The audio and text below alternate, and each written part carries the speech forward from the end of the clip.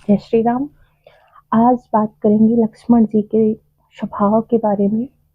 उनके तेज स्वभाव को, गुस्सैल स्वभाव के बारे में तो सभी चर्चा करते हैं, बट उनके कुछ और भी स्वभाव हैं जिनका चरित्र चित्रण बहुत ही मुझे रोचक लगा, बहुत ही प्रभावित किया मुझे। मैंने पढ़ा तो इसलिए मैंने सोचा कि आप लोगों से भी शेयर करूं।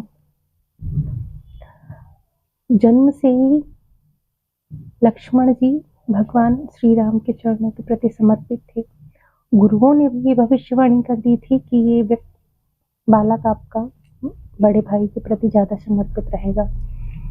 फिर जब जब प्रभु श्री राम को जरूरत हुई तो वो पहले से उनके साथ खड़े मिलते थे। तो प्रभु श्री राम को कहने की आवश्यकता नहीं पड़ती थी, वो ऑलरेडी उनके साथ खड़े मिलते थे साथ में। कभी ऐसा मौका ही नहीं आया कि प्रभु श्री राम को उन्हें अपनी जरूरत में पुकारना पड़े।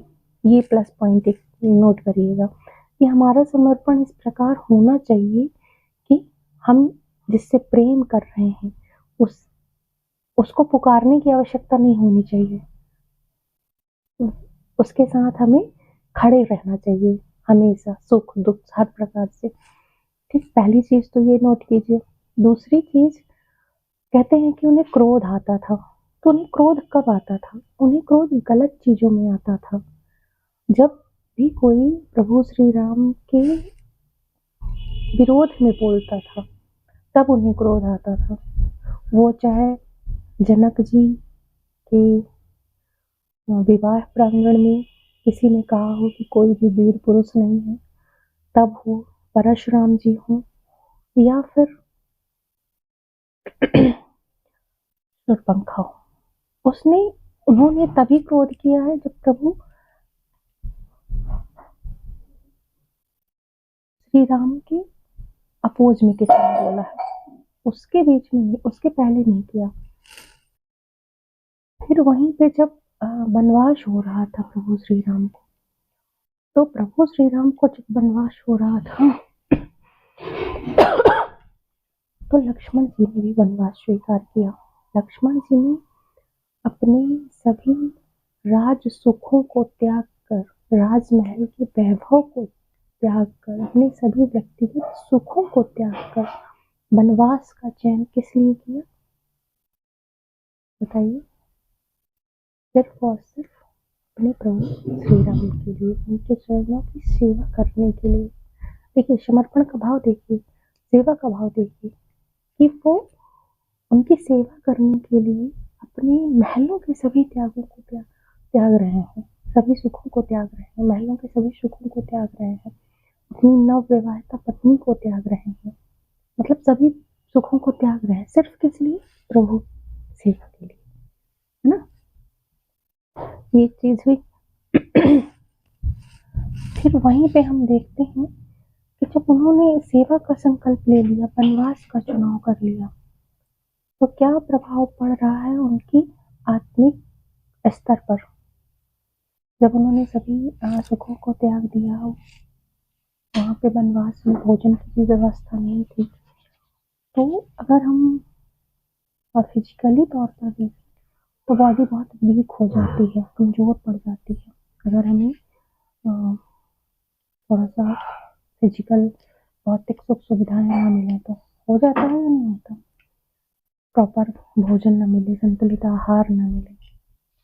लेकिन जब लक्ष्मण जी प्रभु के चरणों में समर्पित हो गए तो उनका आत्मिक बल इतना बढ़ गया कि उन्हें फिर किसी चीज की आवश्यकता ही नहीं हुई। उन्होंने अपनी सभी इंद्रियों पर विजय पा ली। क्यों? क्योंकि उन्हें प्रभु की सेवा करनी थी। उन्होंने सुख, निद्रा और भूख प्यास सभी चीजों में विजय हासिल कर ली।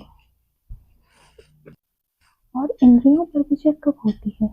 जब हम अपने मन की बुराइयों को, अपने मन की ईर्ष्या को, द्वेष को, राग को त्याग देते हैं।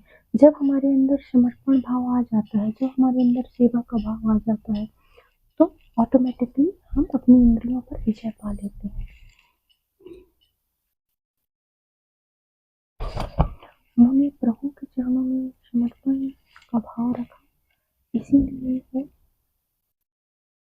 मेघदूत जैसे अशरीर प्रवृत्ति वाले व्यक्ति से विजयी रहे। एक असुर से विजय पाना, जो समस्त प्रकार की तंत्र विद्याओं से युक्त था, उससे विजय पाना कैसे संभव हुआ? सेवा भाव और समर्पण के भाव से अपनी आत्मिक बल के द्वारा उन्होंने विजय प्राप्त की थी। वहीं पे एक और प्रसंग आता है, जब सुग्रीव जी के पास गए भगवान श्री राम माता सीता को ढूंढते हुए, और सुग्रीव ने उनको उनके आभूषण दिए, तो प्रभु श्री राम पूछते हैं लक्ष्मण जी से कि देखो, क्या ये आभूषण माता सीता के हैं?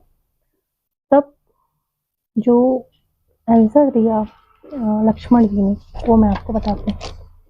नाहम जनामि केवरे नाहम जनामि कुंडले नुपुरे तो भी जनामि नित्यम पादा भी वंदनात्।